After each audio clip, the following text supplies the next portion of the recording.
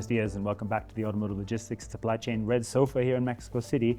Very pleased to be joined by Carlos Eudave, who's leading vehicle logistics here for Nissan in Mexico. Carlos, in our session and across the conference, we're talking about all the changes we've seen in recent years, particularly in the vehicle logistics network. Can you talk to us about the changes you've applied for Nissan in your domestic and export network? Thank you, Christopher, to be part of this important panel and share the experience that we were crossing during the last year and all the different methods that we applied according to the demand that we had in the market and the crisis management.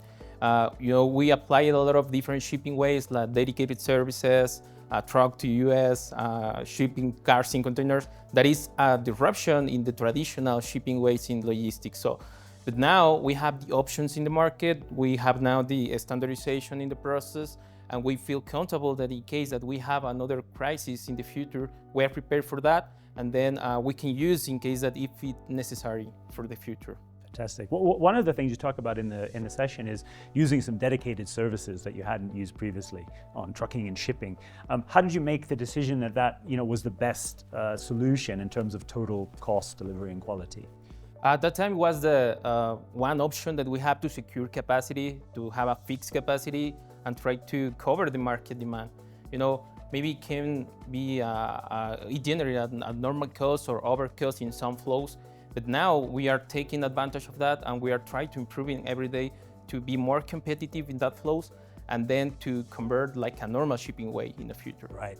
Do you see some of those changes, those new transport modes or services, as strategic investments in your operations, or flexible responses to the disruption? Some of them can be flexible, and some of them are a fixed capacity, and we have a compromise to cover for many years. And then the solution was taken not based only focus on the logistic cost. We need to see the full picture in terms to achieve the business sustainability. We need to protect the business. And at the end, we needed to analyze a lot of things before to take the decision in order to be sure that is the right way that can be generate an overcost in the logistics operation, but at the end of the day, we can protect the business. And the challenge now is that the commitments that we have with our carriers for fixed capacity, we need to work to improve the operation and reduce the cost in order to be more competitive on that. Absolutely. And I think as one could see the risks of dedicated services as creating imbalances, maybe more empty in one direction, but was this something you considered and then took a view to say, okay, this is what we really need to do to protect the business? For sure, if we don't manage in the correct way, it will impact because you are moving some full dedicated flows in the loaded way and you coming back in the unloaded way.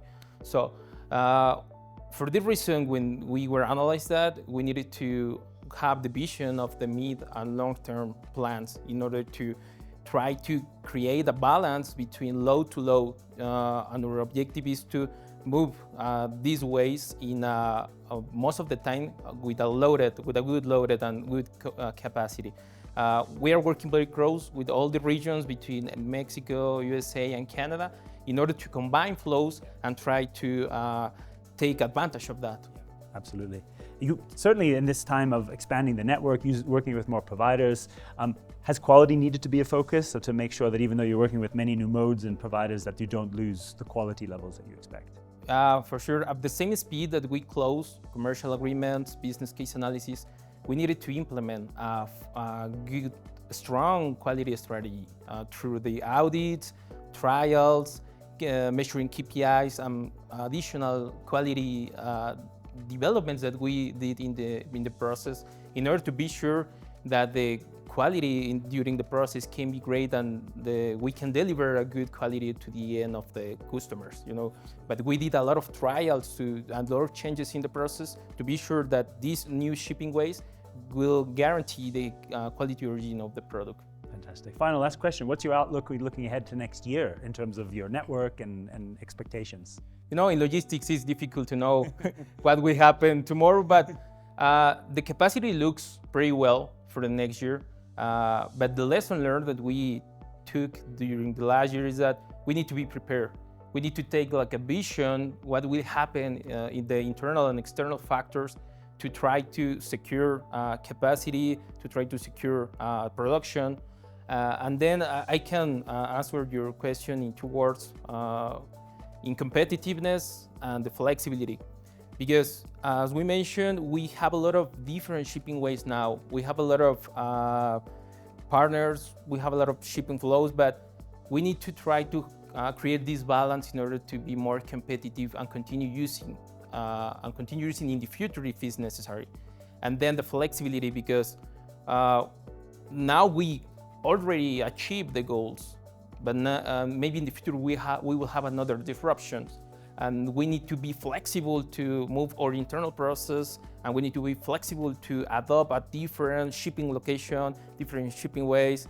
But every day needs to be faster, because at the end, if we can put the product in the customer, the business will be good, and we need to protect that. It's a great point to end on. Focus on flexibility and competitiveness. I think that will define the industry for sure. Thank you so much for being with us. Muchas gracias.